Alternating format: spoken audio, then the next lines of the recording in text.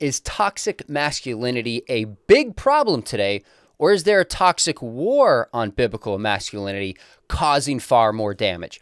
Our guest today, Professor Nancy Pearcey, has a new book out called The Toxic War on Masculinity, in which she argues that much of the societal problems we see today stem from a secular view of masculinity that has replaced the biblical vision. Nancy, anytime you have a book coming out, I want to have you on. I was super honored. You gave me a chance to endorse your book, and I bring a lot of guests on that I want to interview. This is what I would call a must-read book. It's fantastic. Thanks for coming back and for speaking into such a controversial, important topic. Thanks for bringing me back. It's always good to talk with you, Sean. Well, let's start right where you start in your book, is where you hit the ground running and talk about why you wrote this book. And I'll tell you, Nancy, when I first saw that you're writing a book on masculinity, my first thought was, what does that mean? Now, the moment I jumped into it, I saw it. But tell us the backstory of why you wrote this book. Well, Sean, talking to you reminds me that the first time I ever spoke publicly about my own childhood and my own father and my abusive home was on your show. Do you remember that? I do. I I do. that was the first time I spoke publicly, and I said, "Okay, I'm going to talk about this in my next book," and then I did. So I do start Toxic War on Masculinity with the story of my childhood because I had a severely physically abusive father. Severely. If you read books on abuse, they will sometimes ask, was it open hand or closed fist? It was Wow. closed fist. He was punching and kicking, and so that in a sense, what I say in the first part of the book is, in a sense, I've been writing this book my whole life because I've had to be working out what it means to have a healthy biblical view of masculinity because of my childhood. I had a Christian psychologist who got back to me recently, and he said, when I first started your book, I thought, oh no, an abused woman who's angry at men. And then as he kept reading, he said, actually, it's not angry. He said, I think it's very positive toward men. It's very male supportive. And it's clear that you have gone through a tremendous amount of spiritual, psychological, and emotional healing. So that was good hearing that from a psychologist's point of view. And he ended up saying, I actually think your story at the beginning helps because it means you're not just writing this from a speculative, hypothetical position. You've actually been in the trenches working out these concepts for yourself. So that's exactly why I did start the book with my own story. Well, my father has a different story, but went through severe Yes. sexual abuse. And when he chose to speak out about that, there's an emotional cost that comes with that. But it's such an act of courage because there's so many other people who have experienced this. So thank you for speaking up. Thank you for putting it in your book. There's not a shred of anger that comes through. If Good. anything, there's righteous anger at some of the lies and how true biblical masculinity has been distorted in a right way. So before we jump into some of the ideas that you push back on, I'm guessing there's some people watching this who even the idea of masculinity, the idea of fatherhood is just painful and brings up a lot of just memories and experiences of abuse. And maybe they haven't told somebody or spoken out like you have. What would you say to that kind of person before we jump into some of the ideas in the book?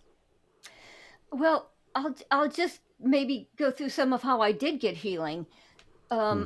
I got healing when I went to L'Abri in Switzerland. L'Abri was the ministry of Francis Schaeffer, and I went there um, mostly for the apologetics. Francis Schaeffer is known for his apologetics. In fact, he's the one that the term cultural apologetics was coined to describe what he does. Hmm. And that's what we teach here at Houston Christian University is cultural apologetics.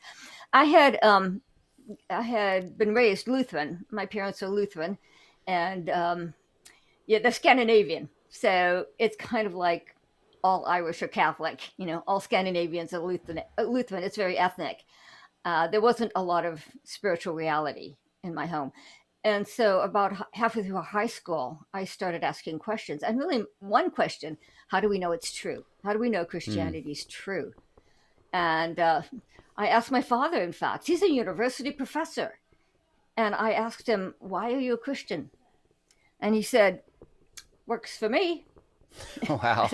That's it.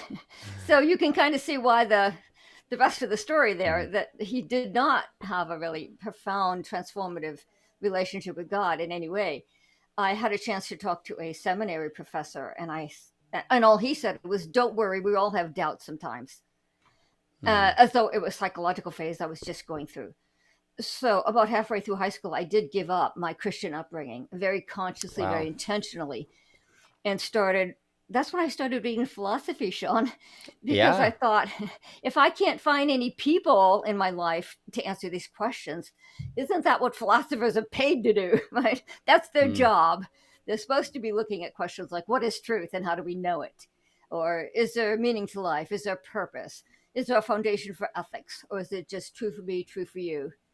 And I quickly realized if there was no God, then the answer to all of those questions was no. I realized there was not even a foundation for knowledge, because if all I have, this is how I thought of it, if all I have is my puny brain in the vast scope of time and space and history, what makes me think I could know some sort of universal or absolute truth? Ridiculous. That's how I thought of it as a 16-year-old. So already before graduating from high school, I'd become a complete relativist, skeptic. Wow. Through my science classes, I'd become a determinist, because we're just complex biochemical machines anyway. And so I had completely absorbed secular isms. And then I went to Europe. We had lived in Europe when I was a child, and so I loved it and wanted to go back. And that's how I ended up sort of stumbling across L'Abri, which is in Switzerland. And that is how I became a Christian. I mean, the apologetics blew me away. I had never encountered any Christians who could answer my questions, who could engage with the secular ideas, the secular isms that I had absorbed by that time. And so, first of all, I was very impressed by the apologetics, and that is eventually why I became a Christian. But on staff at L'Abri was also a psychiatric social worker. Wow. And she was there. Her name was Sheila Bird, and we called her Birdie.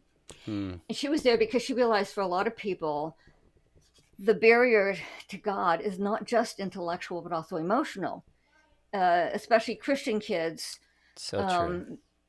Because of conflict with their parents, maybe, and especially pastors' kids and missionary kids. Birdie herself was a missionary kid. And so she was the one who really introduced me to emotional and psychological healing. Gotcha. She helped me to realize I couldn't just leave my past behind. My goal when I left home after high school was to wipe the slate clean and start my life over. My past was so painful that I thought, I'm just going to suppress the entire thing and rebuild my whole identity from scratch. And it was Birdie who showed me, yeah, you can't actually do that. You can't just walk away from that kind of trauma. You have to work it through. And she modeled God's love for me. She was able to take my pain and my trauma and my self-hatred and all those effects, of the abuse, and keep loving me, keep listening. And so when I left L'Abri, my image of God was basically Birdie. Wow. She modeled love for me in a way I had never experienced it. And so I was able to sort of project what I'd experienced with Birdie and say, okay, this is what God's love looks like. And so I would say now that's the most important part of healing, is working through to a relationship with God where you experience his love so deeply that it heals. Love heals. That's, no matter what you're thinking, it is ultimately experience of God's love that heals. And so working through to that kind of experience with God is the key. Thank you. That's beautiful, and very similar to the story my dad would share, that number one, it is possible to get through this kind of hurt. It doesn't have to just captivate you for your life. And that healing is found in relationships with a biblical understanding of who God is. And so I love that. And it comes through that you're writing this from a healthy position analyzing these ideas of masculinity and toxic masculinity. So maybe tell us, what's the heart of what you're arguing for here? What's the thesis of your book? Yeah, I wrote the book because I saw a problem and a solution. If there's just a problem, you don't write a book. You wait until you've got a right. You have to have a solution. So the problem was that in our culture today, it has become socially acceptable to express incredible hostility and vitriol against men. I start the book with some examples. The Washington Post had an article titled, "Why Can't We Hate Men?" Wow. And I thought, really? The Washington Post, a respected mainstream publication. A Huffington Post editor said her New Year's resolution was to kill all men. You can buy t-shirts that say, "So little men," excuse me, I got that backwards, edit that one. You can buy t-shirts that say, "So many men, so little ammunition." There are books out with titles like "I Hate Men," "No Good Men," and "Are Men Necessary?" So I thought, we've got to get to the bottom of this. We have to ask where this is coming from. And even some males are jumping on the bandwagon. One male author wrote a book in which he said, talking about healthy masculinity is like talking about healthy cancer. And Wow. this is a more recent one. So it's not in the book because it was just several weeks ago. You may have seen it. The director of the movie Avatar, James Cameron, was quoted in the news saying, testosterone is a toxin that you have to work out of your system. So this was the problem I wanted to address. And where is this coming from? You cannot counter a social trend effectively if you don't know where it came from and how it developed. And so a lot of the book is devoted to looking at our American culture and saying, where did it come from? Yep. But even then, I probably wouldn't have written it if I hadn't stumbled across the sociological literature on Christian men, showing how much they shatter the stereotype and how much they give a solution to the problem of toxic masculinity. And they too, by the way, are, if anything, attacked even more viciously in the media. Interesting. Now, before we jump into those positive stats, we're going to come to that. So you recognize a problem that masculinity itself is characterized as a toxin, not a corruption of masculinity, but masculinity itself in any form is bad. And then you say, wait a minute, I see these studies on Christian men who are committed, and this totally shatters the cultural stereotype. Here is a solution to the problems that we see. Now, one way you look at this is you compare two scripts, what you call the good man versus the real man. What is the difference there, and why is that distinction so important? Yeah, so that's even before we get into Christian men. This is a study done by a sociologist, not a Christian, and I'll tell you why I put this in there. You can't always put all the background into the book, so I'll tell you the background to this. This has been the most controversial book I've ever written, and that surprised me. Wow. Yeah. Because my previous book I thought would be the most controversial, Love Thy Body, deals with abortion, homosexuality, transgenderism, the real hot button issues of our day. But at least certainly within the Christian world, this one has proven to be more controversial. For example, I ran classes on manuscript. I ran lots of reading groups, which is what I do with all my books, to sort of rub off any rough edges. Yeah. And the participants would tell their friends and family, oh yeah, we're going through this book on masculinity. Invariably, the first response was, whose side is she on? Wow. With that tone, whose side is she on? The assumption is you either have to be an angry feminist male bashing, or you have to be a reactionary, who's defending men, even their worst qualities.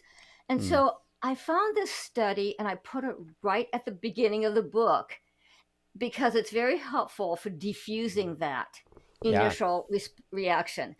Because it turns out you don't have to be wholesale for or against masculinity. there are two scripts for masculinity that are out there. And so this sociologist is well enough known that he gets invited to speak all around the world. And so he came up with this clever experiment where he asked young men two questions. Mm-hmm. First he says, what does it mean to be a good man? If you're at a funeral and in the eulogy, they say he was a good man. What does that mean? Young men all around the globe have no problem answering that. From Australia to Germany to Brazil, they say the good man is honor, duty, integrity, sacrifice, do the right thing, stand up for the little guy. I like that one. Be a provider, be a protector, be responsible. And the sociologist would say, well, where'd you learn that? And they'd say, it's just in the air we breathe. And if they were in the West, they would say it's part of our Judeo-Christian heritage. Interesting. And then he would ask them a follow-up question. He'd say, well, what does it mean if I say, man up, be a real man? And the young men would say, no, that's completely different. And I'll read you their words because I want you to know these are not my words. Yeah. They would say, that means be tough, strong, never show weakness, win at all costs, suck it up, be competitive, get rich, get laid. In other words, there are two scripts for masculinity out there. Men are made in God's image, and they do know what the good man is. They do know that their masculine strengths are not given them just to get what they want, but are given them to provide for, to protect, and even if necessary, to fight for the people that they love. But they also experience cultural pressure to be the real man, quote unquote, which are the traits that we mostly consider toxic, especially if they're at all disconnected from the moral ideal of the good man. They can slide into being toxic, entitlement and dominance and control and so on. And so I end up saying, this gives us a good strategy for dealing with men because, of course, they don't respond well to being called toxic. No one does. Right. But a better strategy, therefore, is to tap into their innate knowledge of what it means to be good. They're made in God's image. They know what it means to be good. Can we encourage and support and affirm what they already know to be the good man? And that's a much better strategy. That makes a lot of sense. And I reading your book was just so encouraged because you're talking about here are good things about being a man. Men typically have bigger bodies and there's a kind of strength, not that there's not a feminine strength, but a certain kind of male strength that's not bad, just has to be channeled in the right way towards the good man in terms of the way that you phrased it. So I can imagine there's going to be a lot of men who read this book and just feel encouraged, they feel empowered, they feel motivated. I think your voice as a woman speaking that to men is very powerful.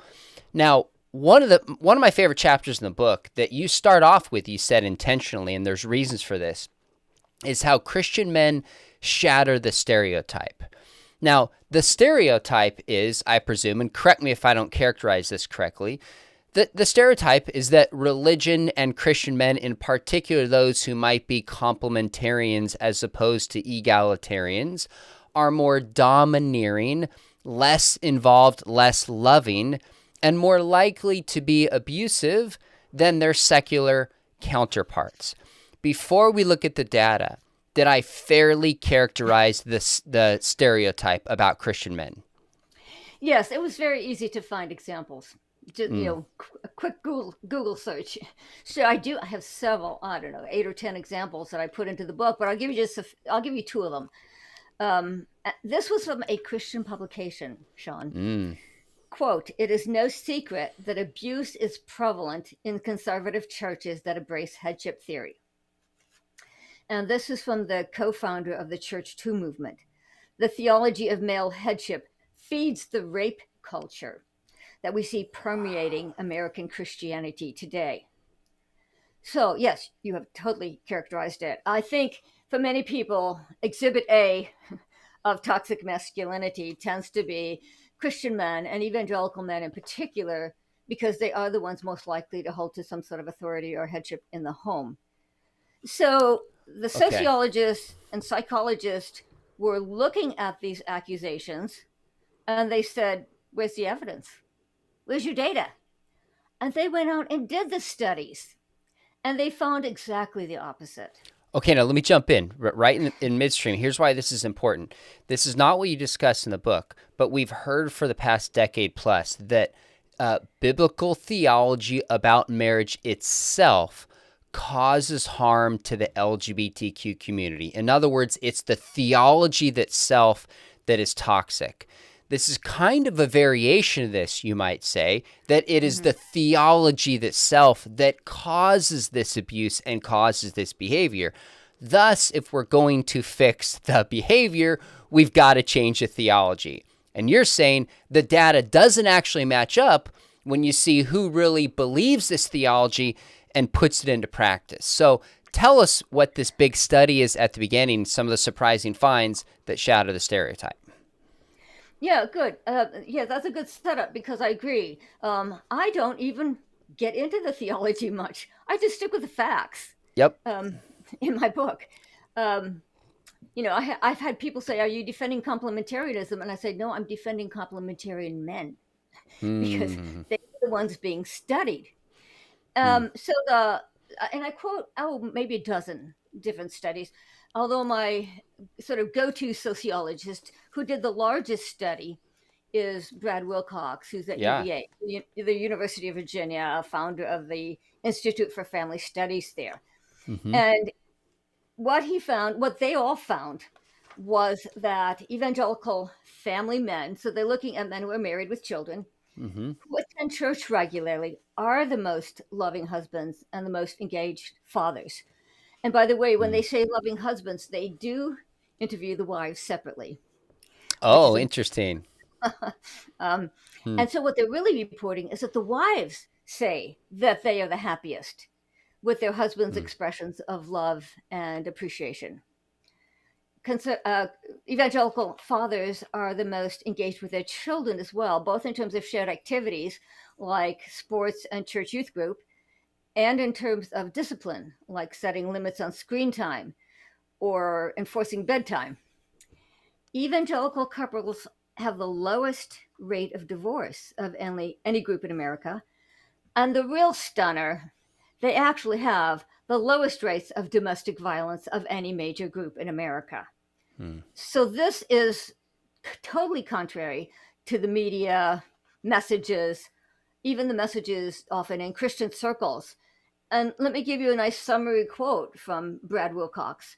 He was writing in the New York Times. By the way, that gives you some sense of his status, that Yeah. he's considered perhaps the top marriage sociologist in the country. And he does get published in places like the New York Times and the Washington Post. And so he wrote, and this is a quote, "It turns out that the happiest of all wives in America," they focus on the wives because, of course, the assumption is that the men are oppressive, tyrannical patriarchs. And so they focus a lot on what the wives say. "It turns out that the happiest of all wives in America are religious conservatives. Fully 73% of wives who hold conservative gender values and attend religious services regularly with their husbands have high quality marriages." So even most Christians don't know this. When I speak on this at Christian conferences and Christian universities and so on, you visibly see people fall back and their jaws drop open. Yeah, I can imagine. Because it's all hidden away in the academic literature. I had to go digging in academic sociological journals to find this material. And so one reason I said I have to write this book is because I want to get this information out so we can encourage Christian men that the ones who are, like you said, really committed, authentic in their faith are doing a very good job. And this is not just a pastor giving you a rah message. This is empirical research. This is solid scientific studies. And so we can be confident in bringing it into the public square as a solution to charges of toxic masculinity. Okay, so one of the key distinctions you made, this is not just self-identified Christians. You make a distinction between nominal Christians and committed Christians. What is that distinction you're making, and why is it so important we make that distinction to properly understand the studies? Yes, so as you can imagine, the first pushback I always get is, wait a minute, don't we always hear that Christians divorce at the same rate as the rest of culture? And in my research, I actually found that that is one of the most widely statistics quoted by Christian leaders. So apparently, they're trying to motivate us. It turns out it's false. But to get that statistic, researchers went back to the data, and they did make the distinction you just mentioned. They sorted out, the authentically committed Christian men who do test out as better than secular men on all these measures, from nominal Christian men. By the way, my students don't know what nominal is, so I have to define it. Nominal means in name only. So NOM is Latin for name. So these are men who, in a survey like this, might check the Baptist box, for example, but who actually at church tend rarely, if at all. And they test out stunningly differently. They, in fact, fit all the toxic definitions of masculinity. When they test the wives report the lowest level of happiness in their marriage. These men are the least involved with their children. They have the highest rates of divorce, higher than secular men. And the real shocker is they have the highest rates of domestic violence of any group in America, higher than secular men. So you can see why the statistics are often very misleading, because if you just look at, hey, let's do a study of evangelicals, which is what most of them do, you'll get evangelicals who are better than secular men alongside evangelicals who are worse than secular men. And of course, you put the two together and the numbers are going to be skewed. And it is the reason why so many people do have the false impression of evangelicals, because they probably encountered nominals. I was a little surprised at how many nominals there are. By the way, you and I probably hang out mostly with fairly committed Christian men. And so my first impression was that the nominals were a small group. At least one study I read said, no, actually at the same size. They're pretty much the same size here in America, because we have had a lot of cultural Christianity.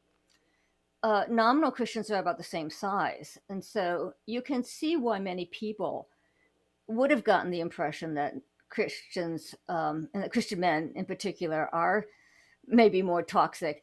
I have had people ask me, well, why are they worse than secular men? Wait a minute, why is that? Apparently, so they take the language of headship and submission, right? They hang around the fringes of the Christian world enough to pick up the language, but then they infuse those words with secular definitions of dominance and control and so on. But here's what makes them different from secular men. They feel that they're getting religious permission to act like that. They're getting permission from the church because these are, Christian words. Interesting. And so they put the Christian words with the secular definition and end up actually testing out as worse than secular men. Okay, so if we ask the question, why would committed Christian men be less likely to abuse, spend more time with their kids, their wives report more feeling loved and cared for? To me, the answer is obvious because of the nature of the message itself. And what's interesting is we get criticized from the wider culture for saying both men and women are important. Kids need moms and dads. The natural family is important. We get criticized for this, and then people turn around and are surprised and say, okay, wait a minute, it's actually Christian men who believe that script and put it into practice. Hence, we should expect to see this. Now, the moment we start to talk about the positive message, people are going to say, okay, wait a minute, Nancy, doesn't the Bible teach that men should lord over women, that men are the ruler of the home, headship like in Ephesians 5? How would you respond to some of those challenges about headship in the Christian home? In other words, how do most Christian men think about this, and how should they? Well, you kind of started with, let me start with where you started. Because you talked Do it. about, people having this false notion that Christian men are tyrannical patriarchs. And so let me give you just one more quote from Brad Wilcox, because, by the way, I should tell you, Brad Wilcox does not have a dog in this fight because he's not Protestant. He's not Protestant evangelical. He's Catholic. Interesting. And I'm not sure he was all that happy to find out that Protestant evangelicals at the highest. Catholics do. Yeah. Catholics test out lower. Now, Catholics are higher than secular men. Got it. They test out roughly in the middle. Okay. So all that to say, it's not like some Protestant who's trying to defend his tribe. That's not the case. And so it's fascinating because he then has to defend this to his secular colleagues at places like UVA where he teaches. Mm-hmm. And because they'll say things like this, they'll say, well, maybe there's self-selection going on. Maybe it's not that church helps guys be nice. Maybe it's that nice guys go to church. There you go. Which, by the way, would say, well, raise another question, which is, why would nice guys choose to go to church? What is it about church that attracts them? Fair enough. But he does. It's almost funny watching him defend this to his secular colleagues. He says, no, actually, let me explain to you. Church actually in itself has a positive benefit. Here are men going to church and being told that their family is instituted by God. Marriage and family are not an evolutionary byproduct. They're not just a social construct. You are responsible to God for how you treat your wife and children. And what's more, you're hanging out with other men who also support you, which is important, who also care about their families, who also want to be good husbands and fathers. He says, let's face it, church is the only place you get that message. You don't get it in the workplace. You don't get it Fair enough. at the sports stadium. You don't get it at the local tavern, the local bar. It's really church is the only social institution in America where you get this family supportive message to men. And then he ends that by saying to his fellow academics, he says, let me give you the quote because it's just priceless. Academics need to cast aside their prejudices against religious conservatives and evangelicals in particular. Wow. Conservative, Protestant, married men with children are consistently the most active and expressive fathers and the most emotionally engaged husbands. Wow. So that's the academic findings. Amazing. Isn't that powerful? We shouldn't be surprised by that, but the narrative is so strong. Even I read in your book, I'm like, wow, I have bought into some of this stuff. So that is so empowering to hear. Needs to be shouted from the rooftops. Not that we don't have work to do in the church. Of course we do. But compared to the rest, you're right. If there's a problem in the culture, we see a solution and we've got to proclaim it. Now, if the sociological data shows what you said, I know instantly people are going to say, well, what about the teachings about headship? Aren't men the authority over women? Doesn't this encourage some kind of abuse? What would you say about some of those key passages like Ephesians 5? Well, I don't need to be a theologian. I'll just tell you what the studies show. The studies show, it was fascinating to me. They say that when you interview Christian married couples, the most frequently cited passage is Ephesians 5. Husbands, love your wives as Christ loved the church. That's the passage they quote invariably. And then they will go on to say things like, how did Christ love the church? He sacrificed himself for the church. And men are supposed to sacrifice themselves for the church. And they say things like, you don't hear that so much, do you? The fun language that husbands will use when they're in a survey like this. And they will say things like, it's important for men, Genesis 1. Remember in Genesis 1, it says it's not good for the man to be alone. For the man. In other words, men do not function as well if they shut their wives down, if they ignore their wives, if they don't listen to their voice, if they ignore their insights and their concerns. Men are not going to function as well because God himself says it's not good for men to be alone. And that was pre-fall. So it was really interesting. I spent a whole chapter just reporting on what the men and the women themselves say in these studies. Again, because, it's easy to be a theologian and say this is what the verse means. It's much more interesting to find out, hey, this is actually how they're living it out. I wanted to see not just what you say, but how you're living it out. And so that's why I quote all of these studies where they interview people. There's I'll tell you just one. So there was a secular, I think she's a sociologist, who was interviewing a couple, and they were evangelical, and she just could not understand how you could have any concept of headship and like you said, avoid abuse. And and this couple said, well, headship doesn't mean you lord it over someone. It means you love them and support them and you want the best for them. And she said, okay, the sociologist, yeah, but what do you do if you actually have a disagreement? And they said, actually, the wife said, I would defer to him. And she said, give me an example. And they couldn't come up with an example. Interesting. Because they said, actually, we always talk it through. When it comes right down to it, you have two people as one. Hey, this is an actual quote. As one husband put it, if you're both led by the Holy Spirit, you're both, deeply in the Word, you're led by the Holy Spirit, you're not probably going to have those really insoluble conflicts. And that was fascinating to actually read many couples saying, we just don't have those kind of conflicts because we're so one. We're so one in our understanding of the Christian walk that we can work most things out without having to pull rank, so to speak. So that was fascinating too, because the assumption is he is going to pull rank every chance he gets. And the couples themselves say, actually, no, we don't have to do that very often.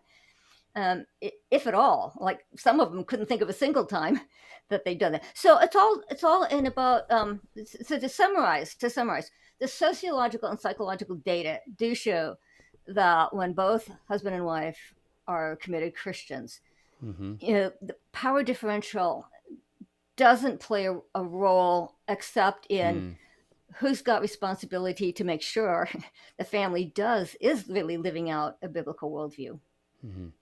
So bottom line, tell me if this is fair. Those Christians who are nominalist Christians in name might point to certain passages to abuse and control their spouses, but those who really go to church and who really believe this stuff, these men see these passages as a call to responsibility to care for and love their wives, not to force their wives to submit. That's just what the data shows how they understand those passages. Is that fair? Yes. And so instead of just listening, again, theoretically to a theologian, I did want to see how do they really understand it? Yep. How do they really live it out? And that's what the study shows, is what you just summarized.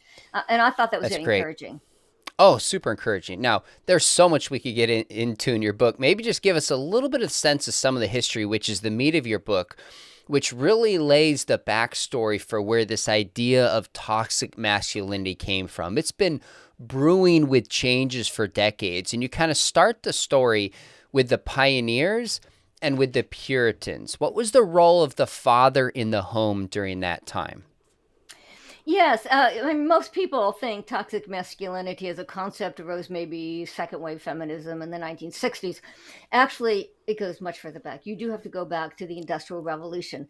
So before the Industrial Revolution, fathers worked alongside their wives and their children all day in the family industry, the family farm, the family business. And so the cultural expectation on men was much more geared toward caretaking and responsibility for the whole family. Or as one historian puts it, this is a secular historian, but he says in the colonial era, the definition of the masculine role was duty to God and man. And I love that. And authority had a very specific meaning at the time as well, which is interesting because, today we tend to think of authority as somewhat in negative terms. I get to do what I want. But the cultural understanding of authority back then was you had responsibility for the common good of the whole, whether it was the marriage, the family, the church, the school, civil society. Naturally, we all look out for our own good. I look out for what's good for me. You look out for what's good for you. But who is responsible for the good of the whole, of the marriage relationship, of the family, the school, the church? Well, that's what authority was for. The person in authority had responsibility. The favorite term at the time was disinterested, meaning he was not supposed to look out for his own interest. He was supposed to be able to transcend his own interest and be responsible for the interest of the whole. And so you can see why people had a very positive view of authority. Sure. With that definition. How did we lose all that? The Industrial Revolution did two things. First, it took fathers out of the home. It took work out of the home. And of course, men had to follow their work out of the home into factories and offices. And for the first time in American history, men were not working alongside people they loved and had a moral bond with, but instead they were working with, as an individual, in competition with other men. And so the expectations on men began to change. It felt like they really needed to be more self-interested, egocentric, ambitious, look out for number one, get ahead. And you see the language changing in the literature of the day. Interesting. This is the important turning point. Already you see people protesting that men were losing their Christian and the more colonial era understanding that men were responsible for the good of the whole, and that men were becoming individualistic and autonomous and self-centered and acquisitive and greedy and starting to make money their sole aim. You see the language change. A more negative description of the male character sets in already. And at the same time, society was secularizing. And so that also tended to undercut men's commitment to a Christian understanding of manhood. As the Industrial Revolution gave rise to factories and offices and financial institutions and industries and universities and banks and the state, people began to say, well, there's this huge public sphere that's developed. And they said, the public sphere should be operated by scientific principles, by which they meant value-free. Right, and right. They began to say, don't bring your private values into the public realm, which is, of course, what we still hear today. But men were the ones who were getting that secular education, working in the secular public sphere. And so they were the ones to become more secular in outlook, before women did. And so that was another reason that the language began to be more negative because, well, men's behavior got worse when they were no longer committed to biblical manhood. The 19th century saw a huge increase in drinking, gambling, fighting, visiting prostitutes. The number of brothels mushroomed. So men's behavior did grow worse. And this is the reason why, by the way, that there were so many reform movements in the 19th century, was to counter the fact that men were becoming more secular and their behavior was worse. So the big answer to your question is the Industrial Revolution was the key turning point. I go through several more stages, but that was really where it started. I appreciate that you don't romanticize the Puritans and the Pioneer era, but you also correct a lot of the misconceptions about that time. And one of the things you point out is men are working in the home side by side with their kids and with the family. So there's not this split in terms of his time and his affection, but there's also not this sense that the man is just supposed to be the, just the cutthroat, objective kind of stereotype of masculinity, but certain more tender characteristics were fatherly. Men start working outside of the home, and then women start being seen as having those kinds of characteristics, and men don't. That's where the split takes place. I think it's so interesting how you tell this story. Now, biblically speaking, let me take a step back. One of the things you do early on in the book is you describe how you ask the question, what does it really mean to be a man? And then you look at certain biblical precedents that are not just certain precedents for men, but certain precedents for women. Like Jesus' teaching on the Sermon on the Mount is for men and women. The Spirit, the fruit of the Spirit, is for men and for women.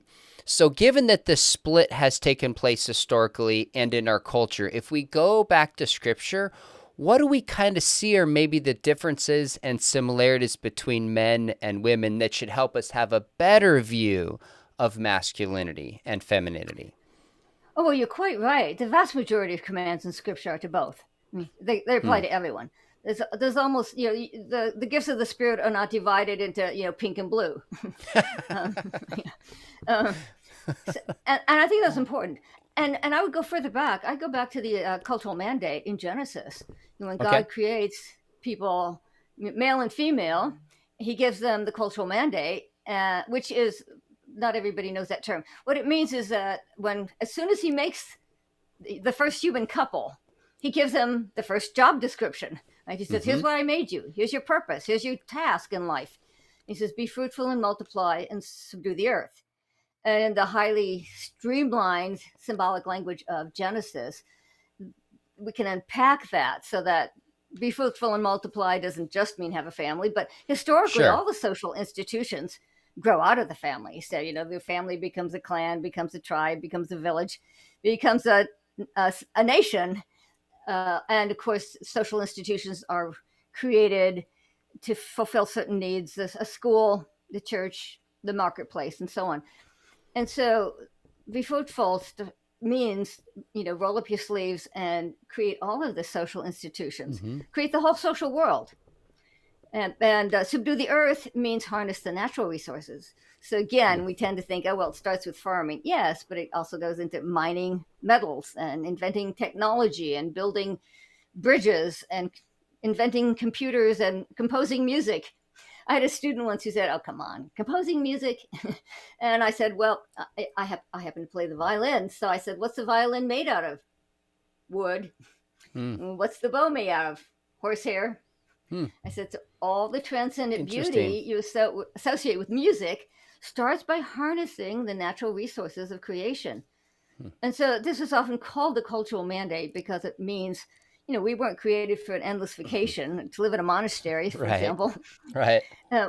We were created to do work.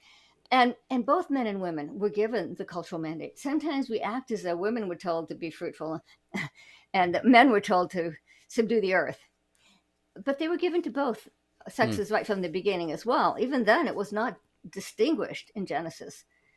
And so I bring men back to that in particular in my book, because there has been a tendency, this started in the late 19th century, by the way, there has been a tendency for men to think, after the Industrial Revolution, when men were no longer growing up on the farms, there was a fear that men were becoming feminized. They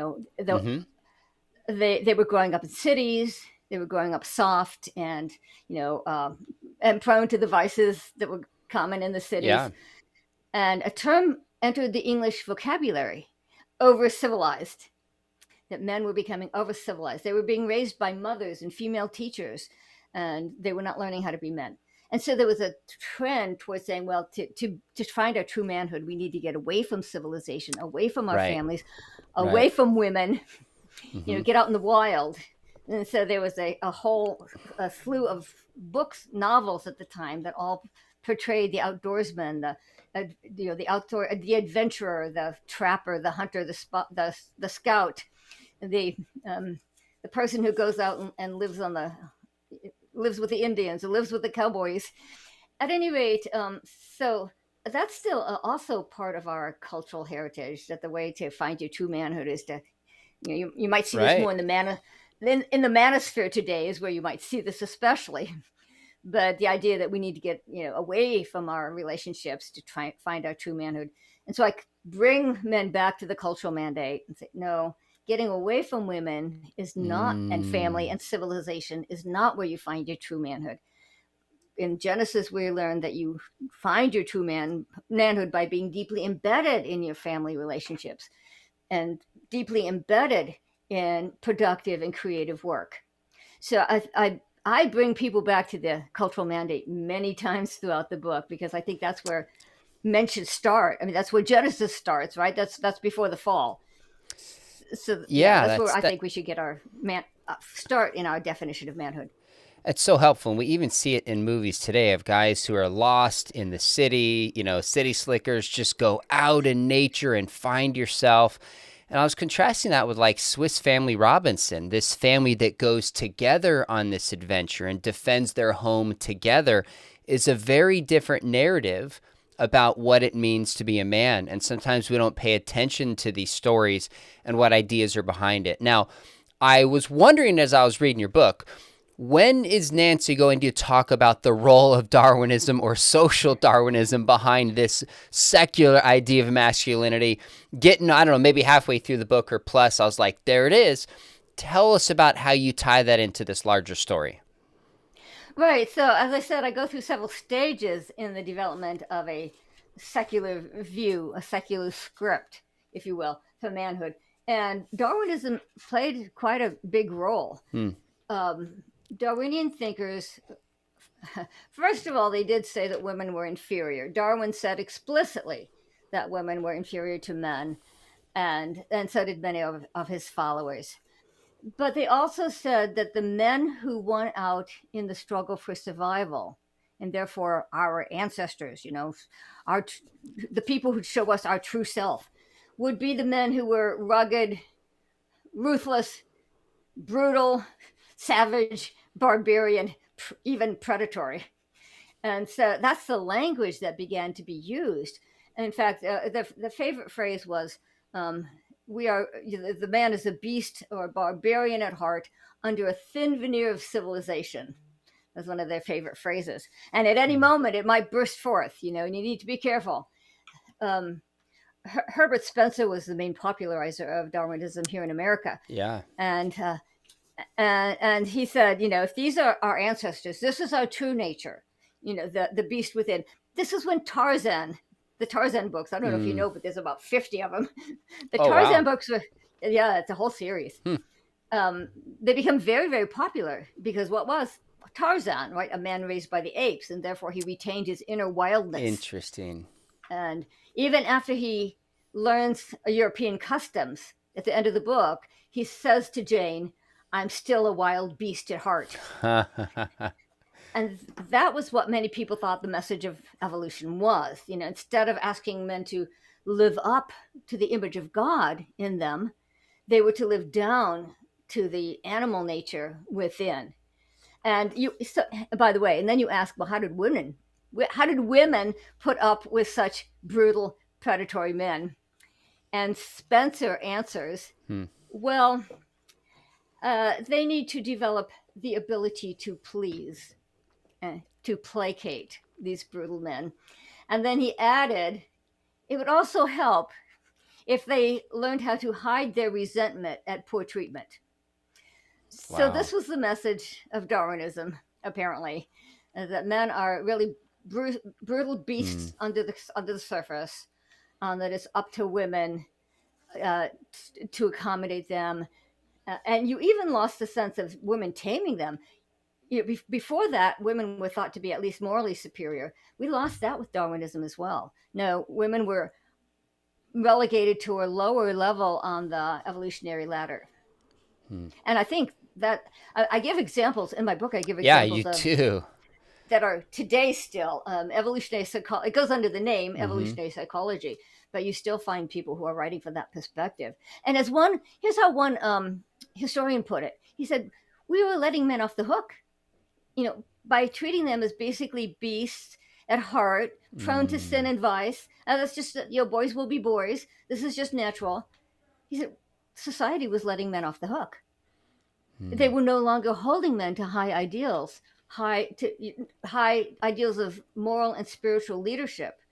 Instead, they were saying, well, Women can maybe tame them at home, but they're basically, a beast at heart. So I like that phrase. We were letting men off the hook. What you just said is one of my biggest takeaways from your book, in the sense of the narrative we paint about masculinity is going to shape men. Are we going to let them off the hook? Are we going to shame them? Or are we going to challenge them to something great? Men are going to step up to the plate. Many men are as a whole. Now, you're criticizing this toxic masculinity and replacing it with biblical masculinity. But what is biblical masculinity? What does it mean to be a man who follows God and lives out his maleness, whether married or not, in the workplace, at the home, however you want to characterize this? What is biblical masculinity? Well, I find one fun way of doing this. I don't like to be just moralistic. um, Good. but a kind of a fun way of approaching this is a secular historian who said, a culture's view of manhood derives from their view of God. And he starts with polytheism. So think of the ancient Greek gods on Mount Yeah. Olympus. So think of the Norse gods. And he says, and I'll read his actual words because they're quite clever. He says, in polytheism, the gods drank, they wenched, they fought, they trumpeted their power. The gods called for war and demanded military valor. So polytheism led to the exaltation of the warrior. To be a real man was to be a warrior. And of course, there's some truth to that. As we're all made in God's image. Every culture has some truth. Then he says monotheism. Let's go to monotheism. There's some views of monotheism where God is completely transcendent and has no relationship to humans. And he cites Islam. I actually found an Islamic author who said Allah would not condescend to have a personal relationship with mere mortals. The view of the monotheism of Islam is that God is, focuses on power and authority. So to be a man is to exercise power. And then the same historian, again, not a Christian, goes on to say, then Judaism. Judaism is monotheistic too, but God does have a relationship with his people, covenant relationship. And so, quotes like Jeremiah 24:7, God says, I will give them a heart to know me. Yes. So this historian says in Judaism, God is not just, a powerful God,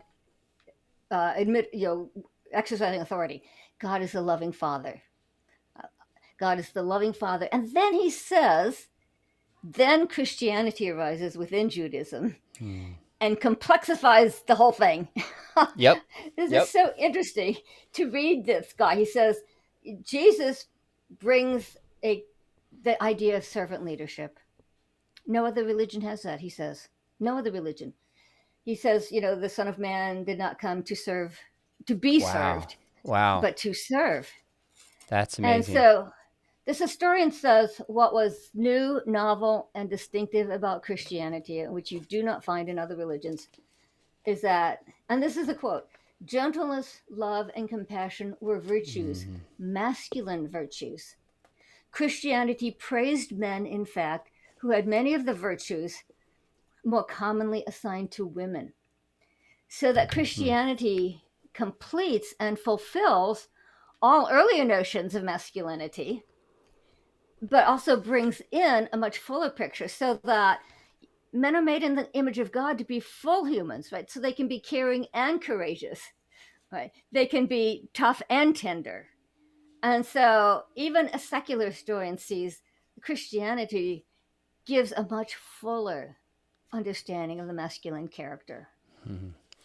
Nancy, I have so many questions for you. I want to respect your time. I got to tell you, one of the things that I love about your book is when you talk about things we can learn in terms of masculinity from Jesus. I often ask people when they say Christianity is sexist, I'll say, let me ask you a question. Which great religious leader would you trust your daughter with for a day? And the answer is Mohammed, no. Joseph Smith, no. Charles Taze Russell, one of the key founders of Jehovah's Witnesses, at least accused of sexual abuse. Buddhism abandoned his family. In fairness, King David, probably not, no. But Jesus, absolutely. He had every chance to take advantage of women, especially in that culture, and show dignity and respect and care. And you have this section on page 136 where how Jesus is subverting cultural norms, and he allows women to travel with him.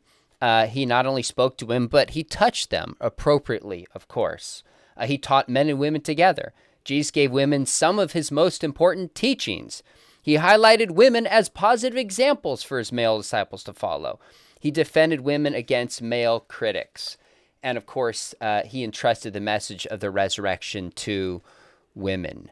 So in a sense, when I ask wider cultures, give me biblical examples, the wider church, of what it means to be a man. It's always David and Samson. And Nancy, almost never does somebody say Jesus. And yet you say, when we properly understand his teachings, what was meant by meekness, Jesus is such a model for masculinity that we can and should follow. Now, that's a whole conversation in itself. But one of the last things I'll say is I was just telling my wife before, I was like, hey, I get to interview my friend Nancy. And my wife was talking about looking for books to read over break. And I said, hey, this book is really good. You would enjoy it. And if you do, we've both read it and we could just kind of talk about it and digest it together. So I give it as high of a recommendation I can give for what it's worth. The Toxic War on Masculinity. New book by Nancy Pearcey. It's just fantastic. And if you want to study apologetics, one of the things I try to do is be a team player. Go to Biola or go to HCU. Cultural apologetics, go study with Nancy. What a privilege at Houston Christian University. You can get a degree in cultural apologetics. You can come study apologetics with me at Biola. Bottom line, if you're a Christian, go get trained somewhere. That's what matters most. Make sure you hit subscribe. We've got some other shows coming up, including on this topic further and a whole bunch of apologetic topics as well. Nancy, super appreciate your book. Always enjoy our conversations. Thanks so much for coming on. Yes, and thank you. I always appreciate your in-depth questions. You always have such good questions, and it's so much fun to talk to you. So thank you, Sean. Thanks.